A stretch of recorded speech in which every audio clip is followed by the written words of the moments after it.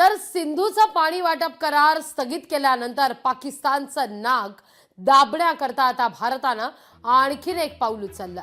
जम्मू काश्मीर मधल्या चिनाब नदीवरच्या बागलिहार या धरणाचे दरवाजे बंद करून टाकलेले आहेत। भारतानं पाकिस्तानला जाणारं पाणी अडवलेलं आहे। त्याकरता आता बागलिहार धरणातील गाळ उपसायचं कारण हे भारतानं दिलंय।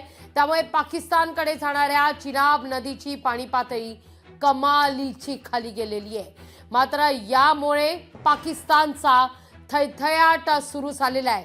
ही थेट दृश्य आपण या क्षणी पाहतोय। पाणी अडवल्यानंतर आता मात्र काय परिस्थिती सध्या पाहायला मिळतीये। थेंबा थेंबा करता तडफडणारे पाकिस्तान अशी आता परिस्थिती आहे। चिनाब नदीचं पाणी आता अडवण्यात आलेलं आहे।